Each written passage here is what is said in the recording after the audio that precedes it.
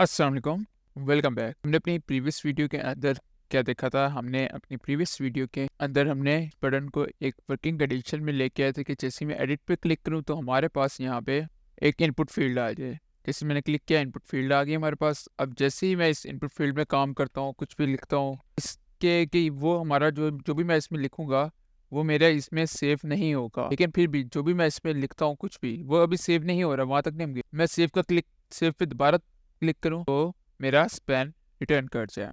But यहाँ पे एक प्रॉब्लम हमारे पास क्रिएट हुई, और वो प्रॉब्लम क्या थी? प्रॉब्लम ये थी कि यहाँ पे अगर हम अपने कोड में देखें तो आप देखें यहाँ पे लिखा हुआ है, जहाँ पे अपने एडिट बटन को की स्टेट को हैंडल किया है, यहाँ पे इस एडिटिंग जो हम यूज़ कर रहे हैं। अब इस एडिटिंग को यूज़ कर रहे हैं तो बज़ाहिर तो ये वर्क कर रहा है, और एक अच्छी चीज़ है कि ये वर्क कर रहा है। बट यहाँ पे हमारे पास इशू आता है, और वो इशू क्या आता है?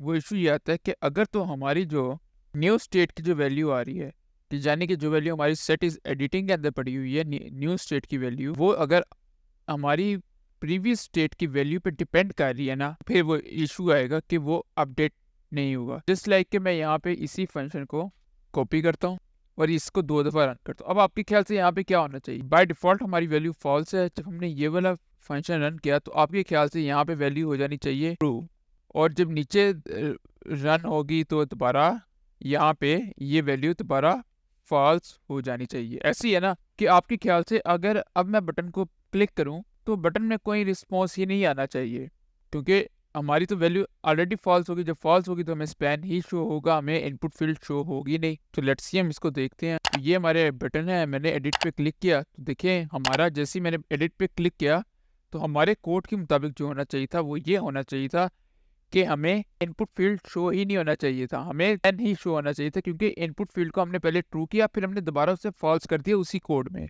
लेकिन यहाँ पे हमें क्या इशू चीज़ शो हो रही है? यहाँ पे तो हमें इनपुट फील्ड शो हो रही है। तो ये एक इशू था, और इसको इशू को हम रिजॉल्व कैसे करेंगे? इस इशू को रिजॉल्व करने के लिए हम आते हैं यहाँ पे। रिएक्ट ने क्या रिकमेंड किया है? रिएक्ट ने रिकमेंड किया है कि आप जब भी अपनी स्टेट को अपडेट कर रहे हैं ना, आप उसको इस तरह ना अपडेट ना करें कि वो जो आपकी न्यू स्टेट होगी वो प्रीवियस स्टेट पे डिपेंड कर रही हो। अभी तो हमारी न्यू स्टेट जो है, new state set is editing है, और ये डिपेंड कर रही है इस एडिटिंग पे। अगर तो इस एडिटिंग ट्रू होगी तो ये फॉल्स होगी, वरना ये फॉल्स नहीं होगी। तो रिएक्ट करते जब भी आपको ऐसा सिनेरियो है ना कि आपकी जो स्टेट है वो प्रीवियस स्टेट पे डिपेंड कर रही हो, तो आप एक फंक्शन के थ्रू उसको करें। आप उसको ऐसे ना पास करें कि जस्ट आपने वही स्टेट को पास कर दिया। उसको ऐसे ना पास करें, आप उसको एक फंक्शन के थ्रू पास करें। जस्ट लाइक कि वो कहता है, रिएक्ट कहता है कि रिएक्ट डेवलपर्स हमें रिकमेंड करते हैं कि आप इसको ऐसे करने की बजाय आप यहाँ पे कोई भी एक फंक्शन क्रिएट कर लें। एक फंक्शन क्रिएट कर लिया हमने, और उस फंक्शन के अंदर इसको अपडेट करें। जस्ट लाइक कि आपने फंक्शन में एक पैरामीटर लिया, मैं ले लेता हूँ एडिटिंग के नाम से, आप इसको किसी भी नाम से ले लें, और आप इसको ऐसे अपडेट करें, नॉट एडिटिंग। अच्छा, जब आप इसको ऐसे अपडेट करेंगे ना तो रिएक्ट ऑटोमेटिकली इस एडिटिंग के अंदर जो है ना वो हमारे पास वैल्यू ले आएगा जो इस एडिटिंग के अंदर पड़ी होगी। रिएक्ट ऑटोमेटिकली इसके अंदर उसकी वैल्यू ले आएगा इन केस ऑफ ट्रू और फॉल्स। ऑलराइट, और फिर ये नॉट एडिटिंग का फंक्शन रन होगा, और फिर जो वैल्यू होगी वो आगे वर्क करेंगे। एडिटिंग के अंदर आप खुद वैल्यू पास नहीं करेंगे, वो ऑटोमेटिकली इस एडिटिंग से वैल्यू लेके आ रहा है, और वो इस पे फर्दर जो प्रोसेस होगा वो होगा। तो अब अगर मैं इस कोड को करता हूँ तो अब आप देखें, अब ये वर्किंग कंडीशन में आएगा।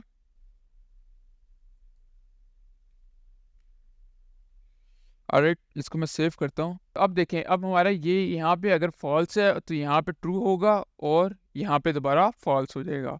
अब मैं इस एडिट पे क्लिक करता हूँ तो आप देखें कुछ भी नहीं हो रहा। मैं क्लिक कर रहा हूँ, कुछ भी नहीं हो रहा। सेव पे क्लिक कर रहा हूँ, कुछ भी नहीं हो रहा।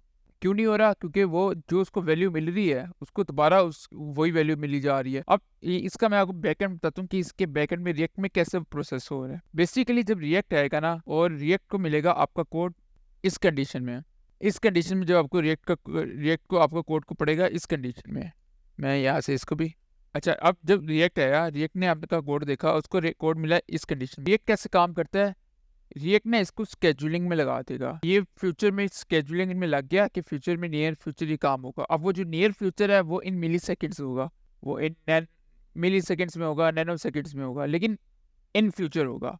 फिर रिएक्ट आगे जाएगा। अब जब एक दफ़ा हम इसको अपडेट कर रहे हैं तो वो नियर फ्यूचर में अपडेट हो जाता है और हमारा काम जिस तरह चल रहा था वैसे सही चलता रहता है। लेकिन इन सिनेरियो के हम इसको अब 2 दफ़ा अपडेट करते हैं, जिस तरह हमने पहले किया सेट एडिटिंग, और इसी को अगर हम दोबारा लिखते हैं 2 दफ़ा हमने इसको किया, तो फिर क्या हुआ जब यहाँ पे आया ना सेट इज़ एडिटिंग में, तो ये जो इस एडिटिंग है ना, अभी आप देखें अभी इस एडिटिंग के अंदर पड़ा हुआ है फॉल्स, ठीक? और सेट जो वैल्यू यहाँ पे पड़ी हुई है वो यहाँ पे आ गई, जो वैल्यू यहाँ पे है ना उसने जब इस एडिटिंग में जाना है तो वो स्केड्यूल हुई है बेसिकली, क्लिक होगा तो ये वैल्यू वहाँ पे जाएगी। तो अभी इस एडिटिंग को स्केड्यूलिंग में लगाई हुई है, तो यहाँ पे रिएक्ट है, रिएक्ट ने कहा इसको स्केड्यूल किया टू ट्रू, अभी फॉल्स है, ठीक हो गया। अभी इसको स्केड्यूलिंग में लगा दिया उसने, लेकिन जब वो दोबारा इस लाइन में आया तो इस लाइन में अभी इस एडिटिंग की वैल्यू ट्रू नहीं हुई। इस बात को ध्यान रखना, अभी इस एडिटिंग की वैल्यू ट्रू नहीं हुई।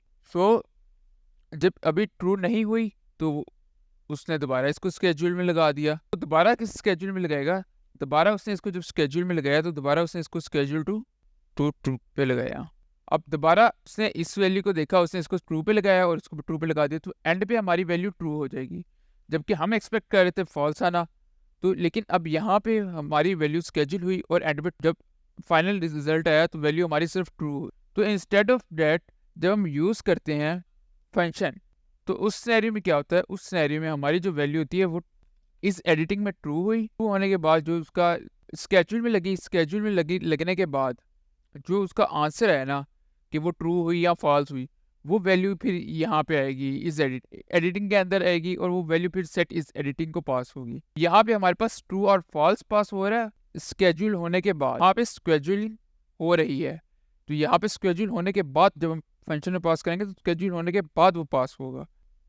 तो जब भी आप सेट इस एडिटिंग को रिकमेंडेड होता है कि जब भी आपने स्टेट को अपडेट करना हो तो आपने स्टेट को जब भी अपडेट करना है तो आपने उसको ऐसे अपडेट नहीं करना कि वो प्रीवियस वैल्यू पे डायरेक्ट डिपेंड कर रही हो, आप उसको एक फंक्शन पास करके उसके थ्रू अपडेट करेंगे। ऑलराइट, सो आज के लिए इतना ही, मिलते हैं नेक्स्ट वीडियो में, तब तक के लिए खुदा हाफिज़।